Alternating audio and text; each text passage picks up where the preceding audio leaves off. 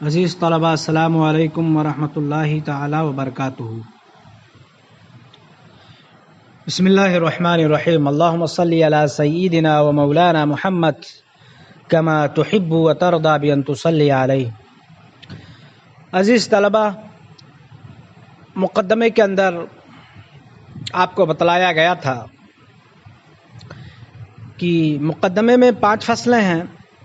پہلی فصل لفظ اور اس کی قسموں کے بیان میں تھی۔ آپ نے لفظ کی لغوی اصطلاحی تعریف، لفظ کی قسمیں موضوع اور محمل، پھر اس کی 2 قسمیں مفرد اور مرکب کو سن لیا ہوگا اور اسے اپنے ذہن میں محفوظ بھی کر لیا ہوگا۔ آج دوسری فصل کا افتتاح اور آغاز ہم کر رہے ہیں، اس امید پر کہ آپ اسے بھی اپنے یادداشت کی ڈائری میں لکھ لیں گے، محفوظ کر لیں گے، اس کے ترجمے کو بھی، اس کے مفہوم کو بھی۔ الفصل الثانی الکلمۃ و اقسامها، یہاں سے مصنف دوسری فصل کو بیان کر رہے ہیں۔ فرماتے ہیں کہ الکلمۃ و اقسامها، دوسری فصل کلمہ اور اس کی قسموں کے بیان میں ہے۔ الکلمۃ فی الاصطلاح ہی اللفظ المفرد الدال علی معنی بالوضع ککتاب و مدرسۃ۔ مصنف یہاں سے کلمہ کی اصطلاحی تعریف بیان فرماتے ہوئے فرماتے ہیں، ہی اللفظ المفرد، وہ تنہا لفظ جو وضع کے اعتبار سے ایک معنی پر دلالت کرے، جیسے کہ کتاب اور مدرسہ۔ کتاب یہ تنہا ایک معنی پر دلالت کرتا ہے لفظ، اسی طرح سے مدرسہ پڑھنے کی جگہ، اس لفظ کی بھی دلالت تنہا ایک معنی پر ہو رہی ہے، معنی مفرد پر ہو رہی ہے۔ یہ اصطلاحی تعریف ہے کلمہ کی۔ اور لغوی تعریف کرتے ہوئے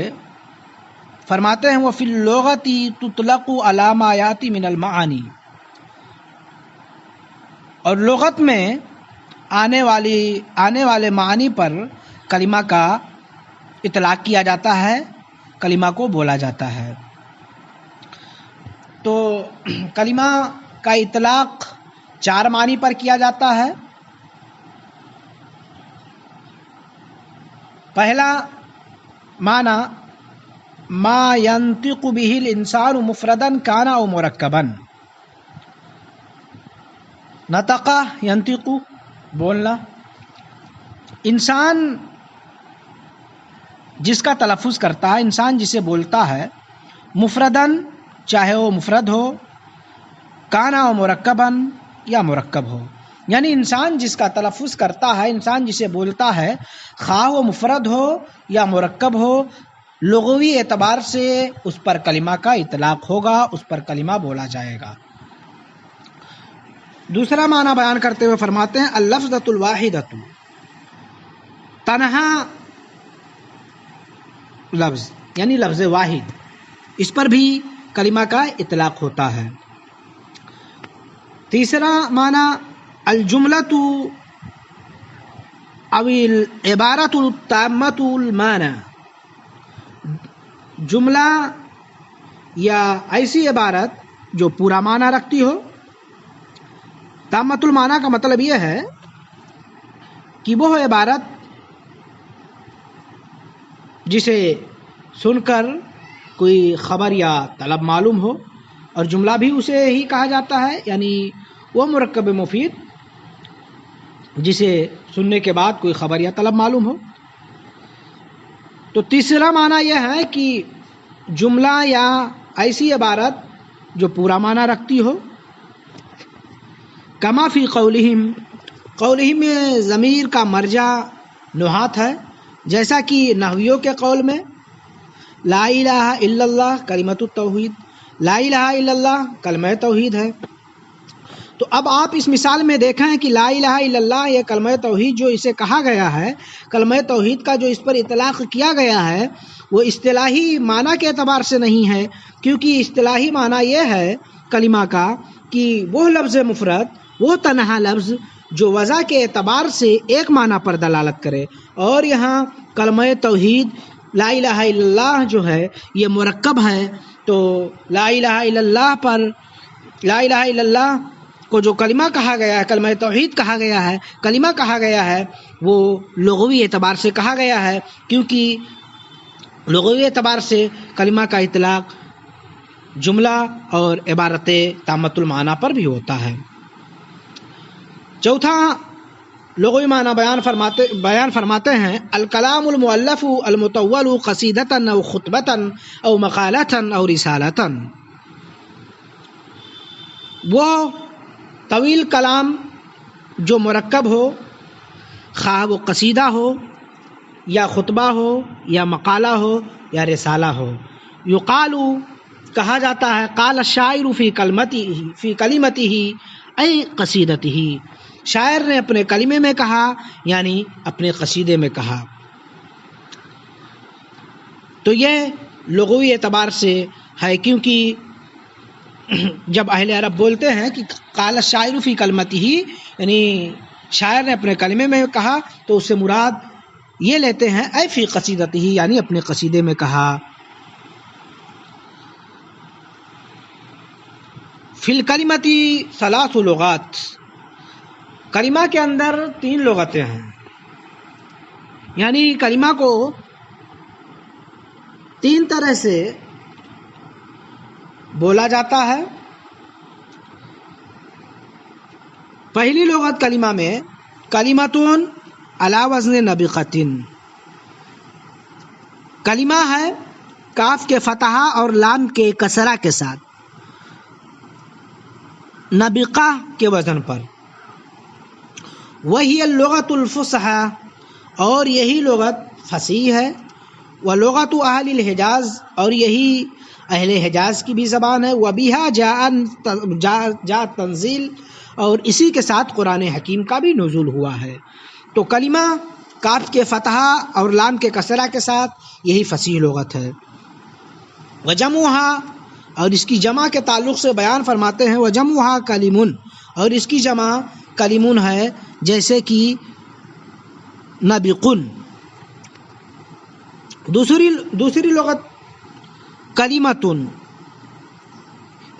دوسری لغت ہے کلمتن، کاف کے کسرہ لام کے سکون کے ساتھ، جیسے سدرتن، اس کی جمع ہے کلمن، جیسے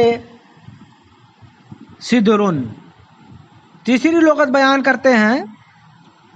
کلمتن علی وزن تمرتن، کاف کے فتحہ لام کے سکون کے ساتھ، جیسے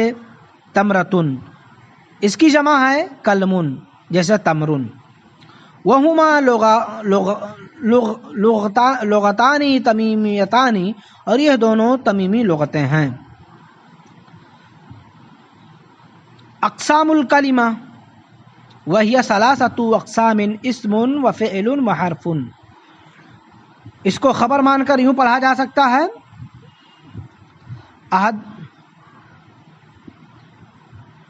احدها اسم وثانیها فعل وثالثها حرف۔ کلمہ کی قسموں کو بیان فرماتے ہیں کہ کلمہ کی 3 قسمیں ہیں، اسم، فعل اور حرف۔ اور آگے کی عبارت سے مصنف فرماتے ہیں کہ کلمہ آخر 3 ہی قسموں میں منحصر کیوں ہے، 3 سے زیادہ کیوں نہیں یا 3 سے کم کیوں نہیں؟ تو دلیل حصر کو بیان فرماتے ہوئے یوں فرماتے ہیں کہ انہا اما لا تدل علی معنی فی نفسہا، یا تو وہ معنی فی نفسہا پر دلالت نہیں کرے گا۔ معنی فی نفسہا کا مطلب یہ ہے کہ اپنا معنی بتانے میں کسی کا محتاج نہیں ہوگا، یا تو وہ معنی فی نفسہا پر دلالت نہیں کرے گا اور وہ حرف ہے، اور یا تو